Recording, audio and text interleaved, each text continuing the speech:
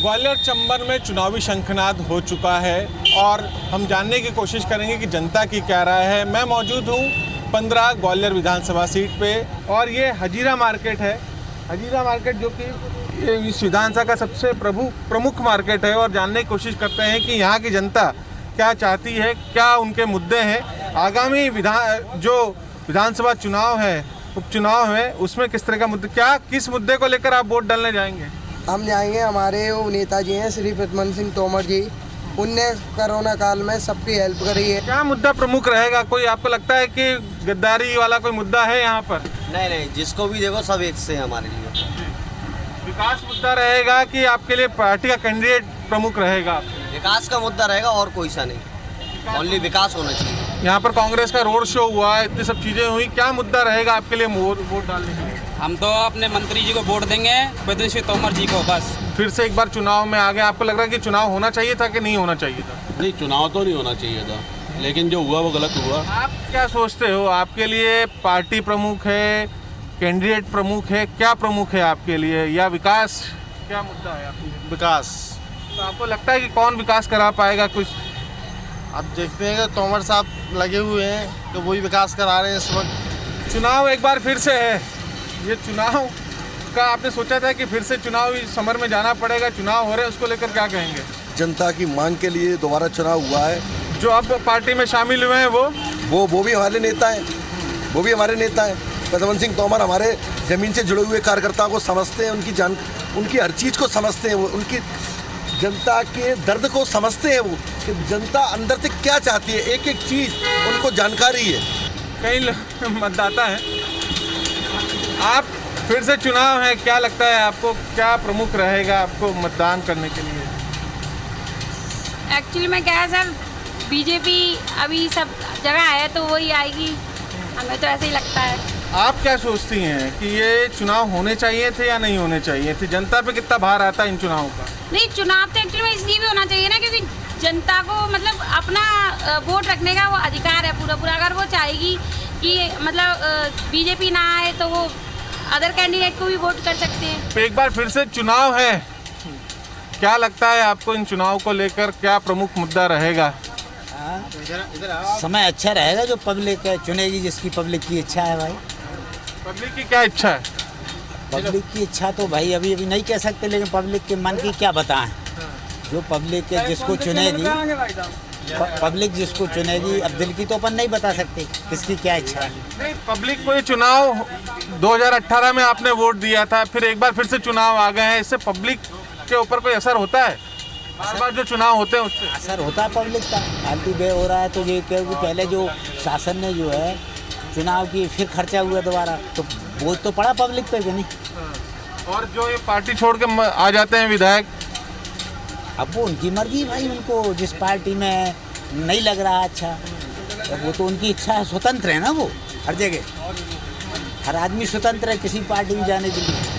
आपने जिस पार्टी के लिए वोट दिया उसके बाद वोट छोड़ के आ गए, तो इससे क्या फर्क पड़ता है जनता को? कोई पड़ता है सर, पड़ता है। चुनाव होते हैं, खर्चा बढ़ता है सर, जनता में परेशानी होती है, दुनिया परेशानी होती है सर, खर्चा बढ़ता है सर। तमाम लोग हैं, आप सब यहाँ के व्यापारी हैं, इस क्षेत्र में रहते हैं, एक बार फिर से चुनाव है सर पे, क्या लगता है आपको जनता का इसके ऊपर कितना प्रभाव पड़ता है जो बार बार चुनाव होते हैं?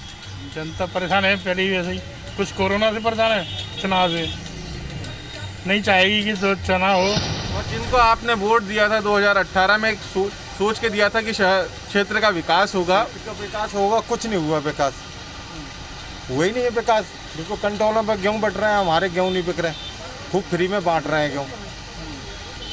और ये लगता है आपको कि ये जो बार बार मुद्दा उठता है कि गद्दारी की गई है, ये लगता है आपको? गद्दारी तो गद्दारी है, वो सामने दिख रही है। क्या कहेंगे आप? और गद्दारी है बाबू जी, और क्या कहेंगे, डंडा ही नहीं है तो डंडा चौपट हो गया।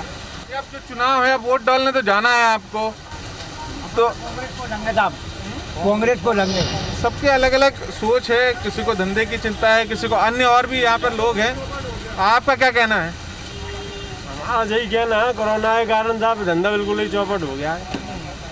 ये अब चुनाव जो हो रहे हैं, बार बार जो चुनाव होते हैं, इससे जनता के ऊपर कितना असर होता है? वो तो बहुत ज़्यादा पड़ता है साहब, सब विकास दर सब पैसे ही कहीं से चला जाता है। कैंडिडेट का चेहरा देखेंगे, पार्टी देखेंगे, या जो परंपरागत मतदाता हैं आप तो उसी जगह पर वोट डालेंगे? नहीं, अपने मतलब अपने हिसाब से डालेंगे हम तो, जो अच्छा लगा वो उसको देंगे वोट। आप क्या सोचते हैं साहब, फिर से एक बार चुनाव है आपके क्षेत्र में, उम्मीदवार तय हो चुके हैं, चुनावी प्रचार शुरू हो चुका है, क्या मुद्दा रहेगा, क्या सोचकर आप वोट डालने जाएंगे? भैया इस टाइम तो सब चुनाव से क्या सबसे चीज़ें परेशान है भैया, सब चीज़ें धंधा भी नहीं, आदमी का बहुत परेशान है। हाँ, व्यापारी वर्ग बहुत परेशान है, बहुत ही परेशान साहब, जो बिजनेस में पेट नहीं भर पा रहा आदमी। हाँ, और ये बार बार चुनाव होता है, इससे असर तो आएगी, उससे महंगी बढ़ेगी इससे। एक बार फिर से आपके क्षेत्र में चुनाव है, चुनाव में क्या आपको लगता है कि बार बार इस तरह के चुनाव होने चाहिए? क्या सोचकर आप वोट डालेंगे? अब चुनाव तो होने जा रहे हैं, देखेंगे जैसा डलना भाई साहब, जैसा स्थिति खराब तय है। स्थिति तो बहुत खराब हो गई है बाजार की, कंट्रोलों पर गेहूँ आ गए हैं, यहाँ तो बिल्कुल रोने की टूट गई सब अंदर पानी के। कुछ तय किया आपने कि अब ठीक है, हो रहे हैं चुनाव तो होने दो, वोट डालना है डालते रहेंगे? वोट तो डलेंगे, वो तो वोट तो डालनी पड़ेंगे चुनाव तो।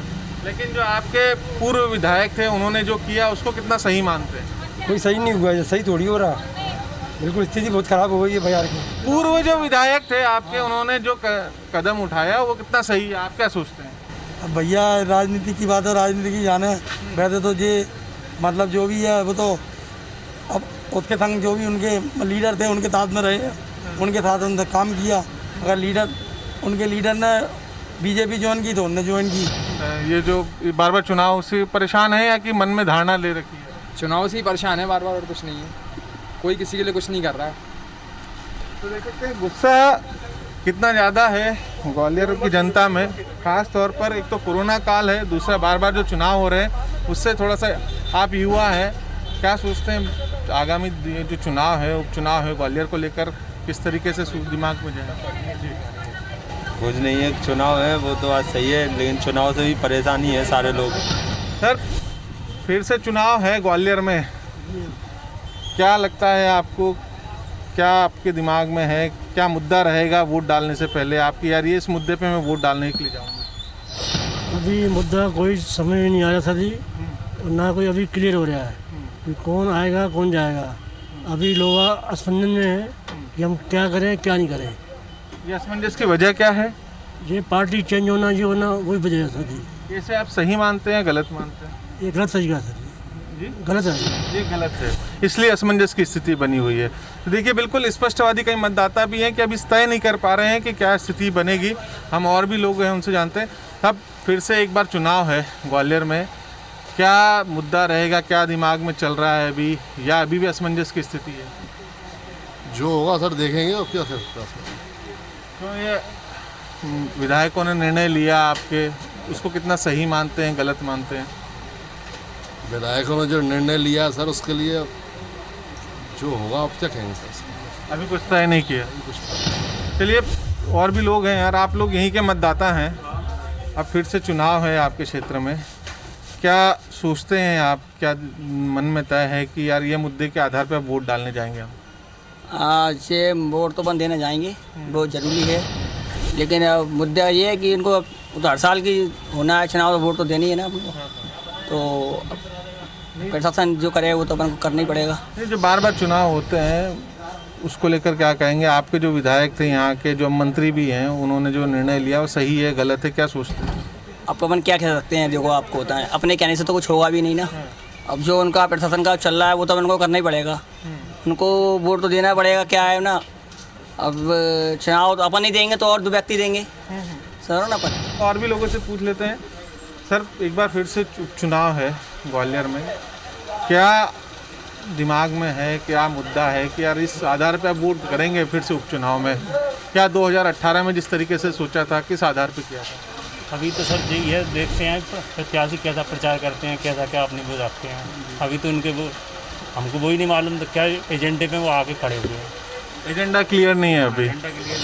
और जो उन्होंने निर्णय लिया था कि पार्टी छोड़ के फिर बीजेपी में शामिल, वो तो अपनी व्यक्तिगत उनका मामला, पब्लिक तो कुछ कर नहीं सकती उसमें। इस सब चीज़ों से फ़र्क पड़ता है क्या पब्लिक को कि हमारा जनप्रतिनिधि छोड़ के जाता है? तो बहुत पड़ता है फ़र्क। जिसको हमने विश्वास जगाया, उसको कांग्रेस का प्रत्याशी समझ के जिताया, आज वो दूसरी पार्टी से उम्मीदवार बन के आया है तो फर्क तो पड़ता है। फर्क पड़ता है। ये एक मुद्दा आपको लगता है कि ये रहेगा? हाँ वो तो है ही। साहब से जो बातें कह रहे हैं मतदाता कि फ़र्क तो पड़ता है, कोई भी व्यक्ति और पार्टी छोड़ के जाता है तो उसका असर होता है। हालांकि मुद्दा पूरी तरह से तय नहीं है, अब देखना होगा कि दोनों पार्टियां अपनी कितनी ताकत लगाती है, कितना प्रभावित कर पाती है मतदाताओं की। तो मिलीजुली प्रतिक्रिया है फिलहाल ग्वालियर विधानसभा के मतदाताओं की। किसी ने तय कर रखा है कि इसी पार्टी को वोट देंगे या किसी ने तय कर रखा है कि कैंडिडेट के आधार पर वोट देंगे। लेकिन कई लोगों की स्थिति, ज़्यादातर लोगों की स्थिति ये है कि अभी तक तय नहीं कर पाए हैं कि किस आधार पर आगामी चुनाव में वो मतदान करने जाएंगे। अब देखना होगा कि ग्वालियर के चुनावी समर में क्या मुद्दे हावी रहते हैं और किस आधार पर यहाँ के मतदाता मतदान करने के लिए जाएंगे। सवाल आपका मैं फ़िलहाल इतना ही, मुझे दीजिए इजाज़त।